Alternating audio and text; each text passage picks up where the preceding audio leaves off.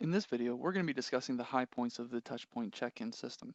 The Touchpoint check-in application is an application that lives on any full version of Windows. It is also available for iPads, and coming very soon is also available for Android devices. The application functionality is standard across all platforms with a few minor differences, so we're going to be looking at the Windows edition today. So I'll just go ahead and open this up and put in the appropriate credentials.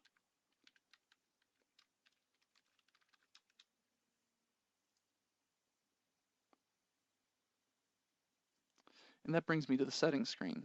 From the settings screen, I can indicate a campus. I can indicate a day of the week. Right now it's Thursday, so I'm going to set that back to Sunday. That's great for testing or for demonstration purposes. I can also set my early check-in hours and late check-in minutes, which is going to prevent someone from checking into an event too early or too late. The system typically runs on a full screen on a Windows device, usually a touchscreen monitor, but in this case I want to deselect that, and I do want to use my cursor, so I will deselect hide cursor. Once I hit start, this is the screen that will appear, and I'm going to be running through the two most common scenarios today. The first common scenario is a child who is already a member of a class and has already checked in before. So I'm simply going to put in their 7-digit phone number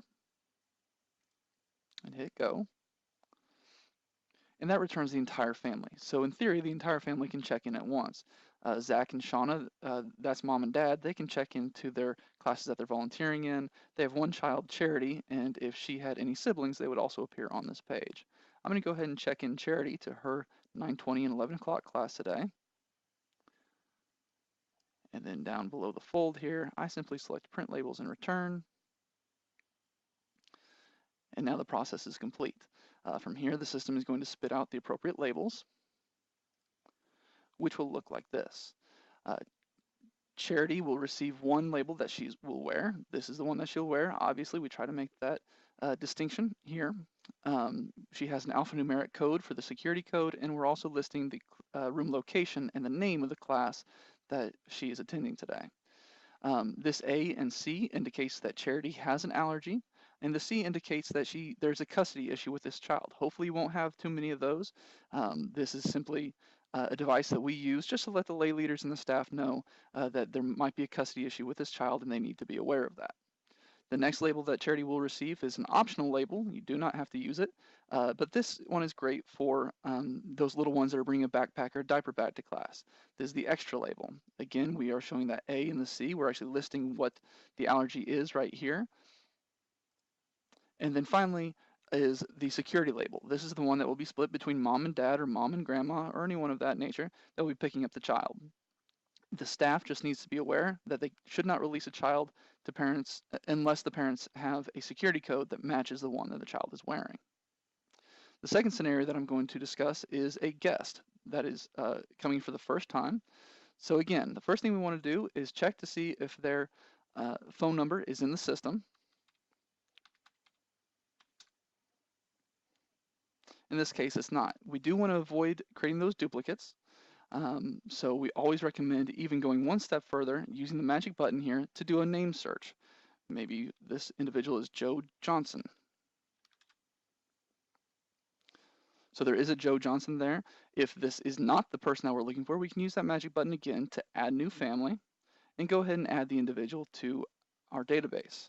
So first name is Joe. He goes by Joey, last name Johnson.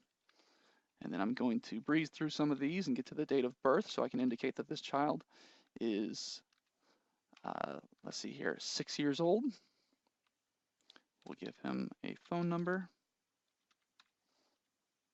And we'll also indicate that he has a peanut allergy. From the summary screen, I'm going to indicate that Joey is a male, single, and Finnish. And now the system's going to return all the classes that make sense for a child to attend at this hour. So I'm going to go ahead and put him in the children's worship service. And now the system has accomplished 3 things. We've taken Joey's attendance for this class, we've added him to the database, and we've added him as a guest to this children's worship class. So now I will print labels in return, and the system will show me the labels that he will now receive. And they'll look very similar. This is the label that Joey will wear. Here's the guest label that Joey receives because he's a guest. Here's the security label that will be split between Joey's guardians. And finally, here's a location label that will allow Joey's parents to get back to his classroom easily in case they've forgotten where they dropped him off. I hope this information is helpful, and I hope you enjoy this product.